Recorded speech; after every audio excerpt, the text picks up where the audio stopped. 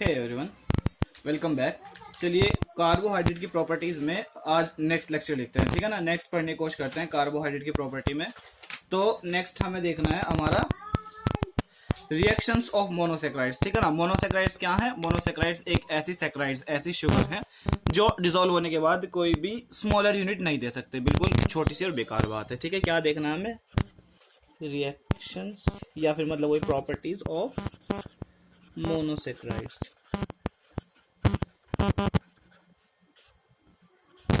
ठीक है। तो सब नहीं देखेंगे, लेकिन हाँ जो एग्जाम के लिए इंपॉर्टेंट है और जो एग्जाम में आएगी वो जरूर देखेंगे, ठीक है ना। वो जरूर देंगे जो अल्टीमेट इंपॉर्टेंट है हमारे लिए। पहली है सबसे बेसिक, वैसे आएगी नहीं, इतना बेसिक नहीं आता है, लेकिन पता होनी चाहिए, बेसिक है ना बिल्कुल। सबसे पहली है बेनेडिक्ट रिएक्शन। रिएक्शन मतलब ये ऐसा है कि ऑब्वियसली है कि इतनी बेसिक बात ये तो आएगी नहीं आएगी ना, ये तो 11वीं क्लास की केमिस्ट्री में होता है, ये तो आएगा नहीं, लेकिन पता होना चाहिए। पहली बात कि एज अ मेडिसिन, मतलब एज अ एमबीबीएस में हम इसका क्या यूज कर रहे हैं? हम इसका क्या यूज करते हैं? हम डिटेक्ट करते हैं ग्लाइकोसूरिया। क्या डिटेक्ट करते हैं हम इसमें? ग्लाइकोसूरिया। Detect glycosuria. ग्लाइकोसूरिया का मतलब क्या है कि यूरिन के अंदर ग्लूकोज आ गया है, ठीक है ना। यूरिन में ग्लूकोज एलिमिनेट हो रहा है, हमें वो पता लगाना है इससे।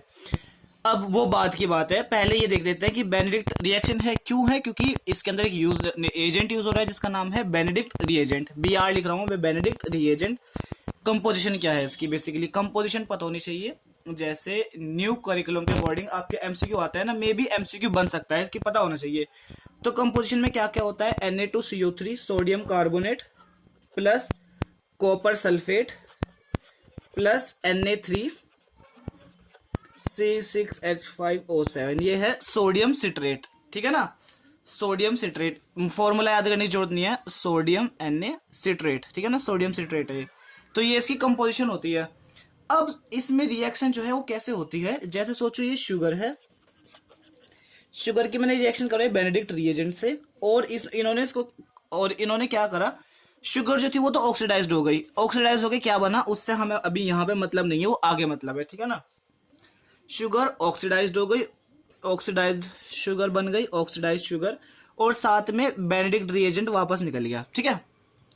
लेकिन बेनेडिक्ट रिएजेंट के अंदर चेंज क्या आया कि पहले तो वो था कॉपर Cu2+, ठीक है ना। पहले वो क्यूप्रिक था, अब वो क्यूप्रस बन के निकला है।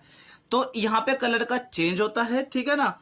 कलर का चेंज होने से ही वो टेस्ट कराता है, यहाँ पे यही चीज डिटेक्ट करी जाती है। लेकिन इसका ड्रॉबैक क्या है कि इसमें शुगर होने की बात जरूरी नहीं है, इसको हर कोई जो भी रिड्यूसिंग सब्सटेंस होगा वो देगा इसको, ठीक है ना। टेस्ट फॉर रिड्यूसिंग सब्सटेंस, जो भी सब्सटेंस रिड्यूसिंग होगा वो इस टेस्ट को देगा, ठीक है ना। तो बहुत बेसिक बात थी, बेनेडिक्ट रिएक्शन पता होना चाहिए बेसिकली। नेक्स्ट देखते हैं जो इंपॉर्टेंट है, नंबर 2 रिएक्शन है हमारी ओसाजोन फॉर्मेशन। मोस्ट इंपॉर्टेंट, ठीक है ना। जरूर एग्जाम में आएगा, एग्जाम में, एमसीक्यू में, वाइवा में, सब जगह ही आएगा, ठीक है ना। ओसाजोन फॉर्मेशन ये काफी ही ज्यादा इंपॉर्टेंट है, ये तो मतलब ऐसा है कि पता होना ही चाहिए ओसाजोन फॉर्मेशन में, ठीक है ना। अब इसमें देखते हैं क्या होता है। इसमें हम क्या करते हैं, एक बात हो रही है कि जब बेनेडिक्ट रिएजेंट जो होता है ना, इसमें मीडियम एल्कली होता है, एल्कलाइन मीडियम, ठीक है ना, एल्कलाइन मीडियम। ये बात याद रखना, याद आ गई मेरे, छूट गई थी। तो ओसाजोन फॉर्मेशन में हम क्या करते हैं कि हम शुगर लेते हैं, शुगर मोनोसेक्राइड, शुगर ली, और शुगर को मैंने क्या करा, मैंने इसकी रिएक्शन एक्सिस फिनाइल हाइड्रोजन के साथ करवाई। हाइड्रोजन पता होती है ना क्या होती है? हाइड्रोजन NH2 हाइड्रोजन होती है। इसके पास में मैं बेंजाइल ग्रुप लगा दूंगा ऐसा, एक मिनट आ रहा है ना कैमरा, एक सेकेंड, हाँ। फिनाइल ग्रुप लगा दूंगा तो ये बेंजाइल ग्रुप, तो क्या बनेगा? Phenyl hydrogen. तो मैं इसकी रिएक्शन किससे कराऊंगा? एक्सिस फिनाइल हाइड्रोजन के साथ, ये NH और ये NH2। मैं फिनाइल हाइड्रोजन के साथ जब इनकी एक्सेस में रिएक्शन करूंगा तो जो प्रोडक्ट बनेगा उसका नाम होता है ओसाजोन। अब प्रोडक्ट काफी कॉम्प्लेक्स बनेगा, सबके तो बनाने की जरूरत नहीं है, ठीक है ना। बेसिकली पढ़ तो बायोलॉजी में ही रहे ना, केमिस्ट्री तो पढ़ नहीं रहे, ठीक है ना। तो ओसाजोन बनेंगे, और ये कैसे होता है? ओसाजोन इनसोल्यूबल, ठीक है ना, इनसॉल्युबल है वाटर के अंदर। अब एक बात सुनो और सोचो कि जैसे इनसॉल्युबल है, वाटर के अंदर सॉल्युबल नहीं है। तो इसका मतलब क्या होगा कि हर जो भी शुगर होगी, मतलब जितने तरह के बनेंगे सब की कुछ ना कुछ कैरेक्टरिस्टिक होगी कि सब थोड़े ना थोड़े डिफरेंट करके बनेंगे, मतलब किसी का डिफरेंट बनेगा, किसी का कुछ अलग बनेगा, ठीक है ना। अब जैसे अब एक बात है, जैसे फ्रक्टोज है, एग्जाम्पल फ्रक्टोज, ग्लूकोज और मैनोज, इनमें क्या होता है, ये तीनों शुगर बेसिकली बहुत थोड़ा थोड़ा डिफर करते हैं, ये दोनों से एपिमर ही होते हैं, और फ्रक्टोज में और उसमें सिर्फ एक एक ग्रुप का फंक्शन होता, डिफरेंस होता है। जब हम ओसाजोन बनाते हैं ये डिफरेंस छुप जाते हैं, ये डिफरेंस क्या हो जाता है, डिफरेंस मास्क, मास्क मतलब छुप गए। तो इन सब का जो अल्टीमेट ओसाजोन होगा वो सेम बनता है। और ओसाजोन कैसा बनता है इनका, ब्रूम शेप, ब्रूम होती है ना सीको की झाड़ू टाइप है ना, उसके जैसा ब्रूम शेप्ड बनता है इनके, ब्रूम शेप्ड ओसाजोन, या फिर नीडल टाइप बनते हैं, मतलब ऐसा बनता है कुछ ऐसे। वो अलग बात है कि जब माइक्रोस्कोप में दिखते हैं तब ऐसे नहीं दिखते, ठीक है ना, ऐसे कुछ टाइप के बनते हैं इनके ओसाजोन। चलो अब है, पता चल गया, सॉरी स्वेट आ गया, है ना। तो अच्छा, लेकिन रिएक्शन है, रिएक्शन का कुछ यूज भी तो होना चाहिए। यूज क्या है इसका बायोकेमिस्ट्री में, बेसिकली अल्टीमेटली ये सब तो थ्योरी पार्ट है। प्रैक्टिकल में कहाँ पे क्या यूज है इसका, प्रैक्टिकल में क्या यूज है इसका कि डिफरेंशिएट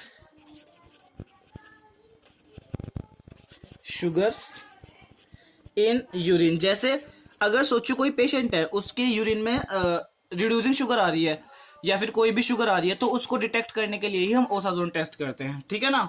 चलो दूसरी रिएक्शन भी पूरी हुई, थर्ड देखते हैं। रिएक्शन नंबर थर्ड है oxidation of sugars, oxidation of sugar. इतना इंपॉर्टेंट नहीं है, लेकिन इसके जो प्रोडक्ट्स बनेंगे आगे उनके पाथवे होते हैं, वो पढ़ने होते हैं। अब पाथवे तो यही पढ़ोगे ना, जब प्रोडक्ट कैसे बना है, बेसिक कुछ पता हो तो ठीक है ना, तो थोड़ा सा वो मतलब बेसिक वगैरह जो है वो सब पता होना चाहिए इसका, ठीक है। अच्छा चलो अब एक बार देखते हैं इसमें। चलो बेसिक बताता हूं पहले थोड़ा सा, कि जब भी जैसे मेरे पास है एल्डिहाइड और कीटोन, बेसिकली कार्बोहाइड्रेट में ये तो रिप्रेजेंट होते हैं एल्डिहाइड या कीटोन। एल्डिहाइड को जब हम ऑक्सीडाइज करते हैं तो बनते हैं कार्बोक्सिलिक एसिड, बहुत बकवास बात है ना, कार्बोक्सिलिक एसिड, ड्रॉप टाइम में 11 में पढ़ी है। और जब रिड्यूस करते हैं तो बनते हैं अल्कोहल्स, ठीक है। तो इन दोनों प्रॉपर्टी को हम साथ साथ ही लेके चलते हैं, इन्हें हम एक साथ ही देखने की कोशिश करेंगे। जैसे हमें 3 तरह का ऑक्सीडेशन देखना है, ऑक्सीडेशन में 3 तरह का देखना है। पहला ऑक्सीडेशन है इधर, ये ऑक्सीडेशन ही चलेगा, ऑक्सीडेशन, और ये है इधर रिडक्शन। पहला ऑक्सीडेशन में क्या है कि अगर मैं वीक ऑक्सीडाइजिंग एजेंट यूज कर रहा हूं, जैसे ब्रोमस एसिड, जैसे मैंने ब्रोमीन पानी में घोल रखी है, Br है ना, ब्रोमीन H2O, ऐसा कुछ अगर मैं ये यूज कर रहा हूं, तो इससे क्या हो रहा है कि ग्लूकोज का स्ट्रक्चर अब याद होगा ना, ग्लूकोज में एल्डिहाइड ग्रुप होता है और साइड चेन होती है। तो इसमें क्या होगा, सिर्फ और सिर्फ उसका जो एल्डिहाइड ग्रुप है या कीटोन ग्रुप है वो ऑक्सीडाइज्ड होगा, ठीक है ना, सिर्फ वो ऑक्सीडाइज होगा। इसमें क्या होता है कि जो एल्डिहाइड ग्रुप है या फिर जो उसका मतलब बेसिकली एल्डिहाइड ग्रुप है, जो कीटोन ग्रुप है वो ऑक्सीडाइज्ड होगा, ठीक है ना। इसमें तो इसमें क्या होगा, ओनली फंक्शनल ग्रुप ऑक्सीडाइज्ड, सिर्फ फंक्शनल ग्रुप ऑक्सीडाइज्ड हो रहे हैं। और ऑक्सीडाइज्ड होके वो जो प्रोडक्ट बनेगा उनका सफिक्स याद रखना है। सफिक्स हम क्या यूज करेंगे, सफिक्स जो होगा उनका निक एसिड, निक एसिड। जैसे एग्जांपल के तौर पर ले लो gluconic acid, galactonic acid, example galactonic acid, gluconic acid, है ना। दूसरा है, अगर मैं क्या करता हूं, सोचो जो मेन एल्डिहाइड ग्रुप था ग्लूकोज का वो तो मैंने छुपा दिया, चेन मैंने ऐसी छोड़ दी, तो चेन का जो अल्कोहल होगा वो ऑक्सीडाइज्ड करेगा, ठीक है ना। चेन का जो अल्कोहल होगा वो ऑक्सीडाइज्ड करेगा और वो है ना, वो ऑक्सीडाइज कर जाएगा। और यहाँ पे जो प्रीफिक्स लगता है, अगर चेन ऑक्सीडाइज्ड हो गई और ग्रुप मेन ग्रुप बच गया, एल्डिहाइड बच गया, तो उसमें जो प्रीफिक्स लगता है, सॉरी सफिक्स, जो उसमें सफिक्स लगता है उसको हम बोलते हैं रोनिक एसिड। एग्जाम्पल के तौर पे आ रहा है, सेकंड, हाँ, एग्जाम्पल के तौर पे जैसे ग्लूक्रोनिक एसिड, ग्लूक्रोनिक एसिड। अब ये ग्लूक्रोनिक एसिड यहां पे आ गया, ये बहुत इंपॉर्टेंट है, इसको याद रखना है क्योंकि जीनोबायोटिक्स में इसका बहुत ज्यादा रोल है। जब जीनोबायोटिक्स में हम कॉन्जुगेशन करते हैं वहां पे रोल है, ठीक है ना। अभी जीनोबायोटिक्स जब आगे सिलेबस में पढ़ोगे आप तब पता चलेगा। थर्ड है, अगर मैंने सबसे स्ट्रॉन्ग एजेंट एसिड्स HNO3 और साथ में हीट भी कर दिया, HNO3 प्लस हीट कर दिया, तब क्या बनेगा? तब क्या होगा कि जो एल्डिहाइड ग्रुप है वो भी ऑक्सीडाइज्ड होगा, जो कोने में अल्कोहल लगा हुआ है वो भी चेन भी ऑक्सीडाइज्ड होगी। इससे क्या बनेंगे? जो इससे बनेंगे एग्जाम्पल वो बनेंगे सैक्रिक एसिड, ठीक है ना, सैक्रिक एसिड बनेंगे इससे। चलो ये पता चल गया। अब मैं क्या कर रहा हूँ? रिडक्शन। अब रिडक्शन में क्या है? रिडक्शन में ऐसा है, जैसे रिडक्शन तो बहुत बेकार बात है कि ग्लूकोज है, जब ग्लूकोज का मैं रिडक्शन करूंगा तो क्या बनेगा? ग्लूकोज से बनेगा सॉर्बिटॉल। बस ये बात याद रखनी है, सॉर्बिटॉल पाथवे आता है आगे उसके लिए। और मैनोज का जब हम करेंगे रिडक्शन, मैनोज का जब हम रिडक्शन करेंगे तो बनेगा मैनिटोल, जो भी, ये ब्राउन एल्गी में पड़ा होगा उनका रिजर्व फूड में, ठीक है ना, वहां पे होता है। अब है मोस्ट इंपॉर्टेंट टॉपिक, ये हमारे ही एग्जाम में आया था, उसमें प्री प्रॉफ में। जो अब टॉपिक है वो याद रखना है, ठीक है ना। टॉपिक का नाम है ग्लाइकोसाइड्स। सब कंफ्यूज थे कि इसमें क्या आ गया है, क्या करना है, ठीक है ना। कोई ग्लोबोसाइड लिखा आता है, कोई कुछ। तो ग्लाइकोसाइड्स में क्या होता है कि यहाँ पे हम क्या करते हैं, जैसे सोचो ग्लूकोज का स्ट्रक्चर है ना, ये स्ट्रक्चर है, यहाँ पे लगा हुआ है CH2OH और ये इसका एनोमेरिक कार्बन। यहाँ पे क्या होता है कि ये इससे फ्यूज करता है, फ्यूज करके क्या बनाता है इसका? ये हेमी एसिटल है ना, हेमी एसिटल एल्डिहाइड ग्रुप है। हेमी एसिटल में क्या होता है? वो बनती है ग्लूकोपाइरानोज रिंग, ठीक है, ऐसे बन जाती है। यहाँ पे ये CH2OH, तो ये इसका जो है, ये इसका एनोमेरिक कार्बन है, फर्स्ट है इसका, नंबर 1 जो है, सेकंड, थर्ड, फोर्थ, फिफ्थ और सिक्स्थ, ये इसका जो एनोमेरिक कार्बन है। क्या होते हैं glycoside? When anomeric carbon of glucose, when anomeric carbon of glucose या फिर किसी भी मोनोसैकेराइड मतलब शुगर का फ्यूज करता है किसके साथ? किसी अल्कोहल या फिर फिनॉल के साथ। अब हेमी एसिटल जब अल्कोहल के साथ रिएक्ट करके क्या बनाते हैं, तो क्या बनाते हैं? हेमी एसिटल क्या बनाएंगे? एसिटल, और हेमी कीटल कीटल। तो अल्टीमेटली जो प्रोडक्ट बनता है उनको हम बोलते हैं एसिटल और कीटल्स, मतलब ये बनते हैं एसिटल और कीटल्स बनते हैं, और इनको ही हम क्या बोलते हैं? इनको हम बोलते हैं इक्वल टू ग्लाइकोसाइड्स। क्या होता है यहाँ पे कि ये जो इनका ये जो ग्रुप है, एनोमेरिक कार्बन पे ग्लूकोपाइरानोज रिंग में जब एनोमेरिक कार्बन पर अल्कोहल या फिनॉल कंडेंस करते हैं, इनके साथ फ्यूजन करके अगला प्रोडक्ट बनाते हैं एसिटल और कीटल, उनको ही हम बोलते हैं ग्लाइकोसाइड्स, ठीक है ना। इनकी कुछ प्रॉपर्टी हैं, जैसे अब सोचो ये जब ग्लूकोज बन गई तो ये ग्रुप तो यूटिलाइज्ड हो गया, ये ग्रुप तो इनका यूटिलाइज हो गया। अब क्या हुआ कि ये नॉट रिड्यूस